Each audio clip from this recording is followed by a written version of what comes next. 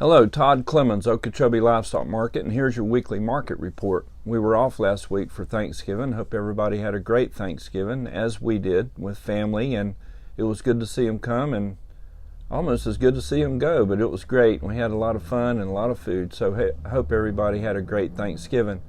We got back into the full swing of things this week with a little over 700 head here Monday and a pretty decent run of cattle. There 1,400 on Tuesday, so over 2,100 for the week, which was pretty good. And we did see a considerable change in the market, especially on good feeder calves. You could see some 500-pound number one steer calves, not bull calves, but steer calves, bringing up there around $1.70, 165 to 70 on those 5-weight calves. And the 6-weight calves, I saw some of them bringing, oh gosh, they're bringing up there around 150. Maybe even a little more. So we're seeing a considerable increase in calf prices. Now that's on the front end cattle. Weaned cattle are in high demand. Cattle with vaccinations and weaned for 60 days are in high demand. Number one quality calves are in high demand. Your plainer cattle are not. So bull calves are still being discounted about $10 a hundred on a 5-weight calf. Not so much on the 2 and 3-weight calves, but when you get over 400 pounds, they're docking those bull calves pretty good bit. But it's all real encouraging. It just seemed to be pretty snappy here as far as prices go. We did see a lot of plainer cattle, a lot of Coriani type cattle that are still really hard to get traded and get sold.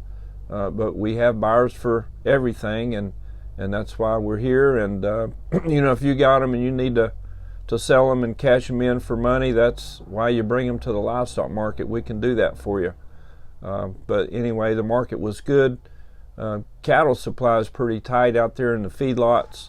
Packers are pretty close to the knife, as they say, and they're needing cattle, and they're going out there buying a lot of cattle on negotiated prices, which mean they need the cattle.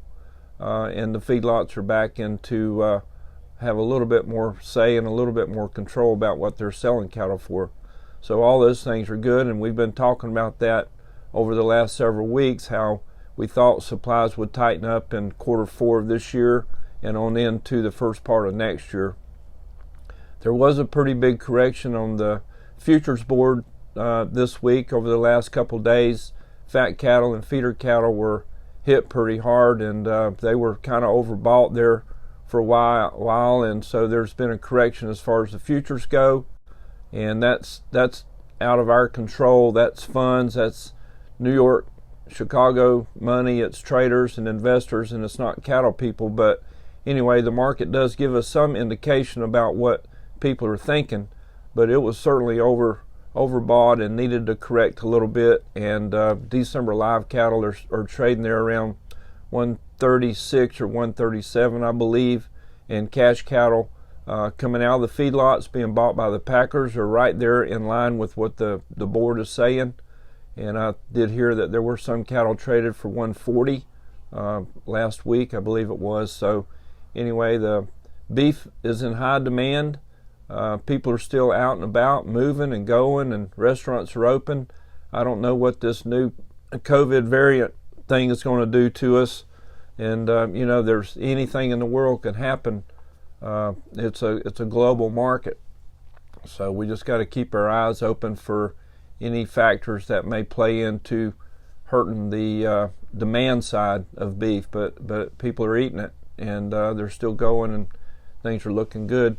Boxed beef cutouts had really taken a nosedive over the last couple weeks, but then they have rallied also, showing a little bit of improvement there on the boxed beef cutout side, which goes into the packers' pockets, but that shows that they're selling that meat at a extremely high price and people are still buying it. And I don't know how that's going to keep going either. As if you go fill your car up there at the gas station, it's going to cost you darn near $4 a gallon for gas. It's ridiculous, but expenses are so much higher. I don't know how people are going to afford these high-end cuts of meat at the prices they are, but they're out there buying it, so that's a good thing.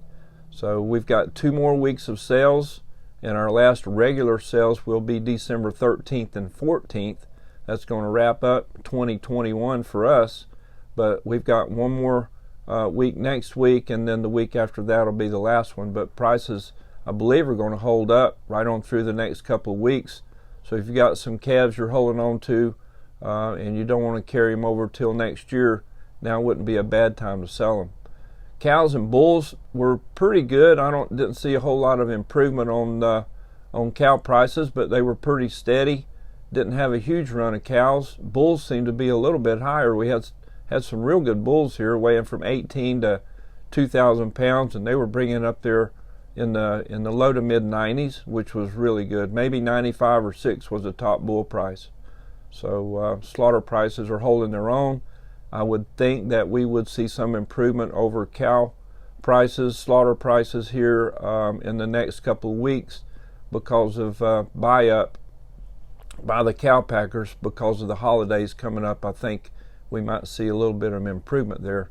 And remember, we do have our special slaughter sale December 21st. That's a Tuesday, and it's for slaughter only animals. The buyers will be here for the cows and bulls.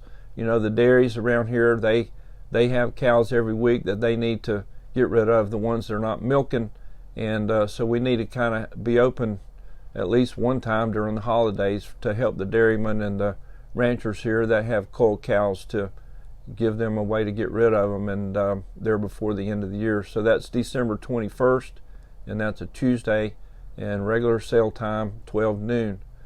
I think that about covers the market. We did have some high prices this week. On the calf side, CP cattle from Miami as the locals call it, had a 200-pound steer calf bring $2.45 bought by DNS.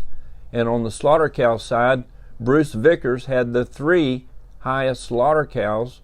Bruce, old-time customer and friend of ours from Kenansville, had 3 cows bring 68 cents. The heaviest one was 1,400 pounds. They were all bought by Florida Beef. That's your market report. Thank you.